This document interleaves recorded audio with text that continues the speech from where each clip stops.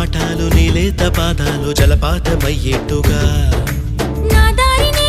మళ్ళించగా నీకెందుకు అంత పంతం మంచేతిలో ఉంటే కదా ప్రేమించడం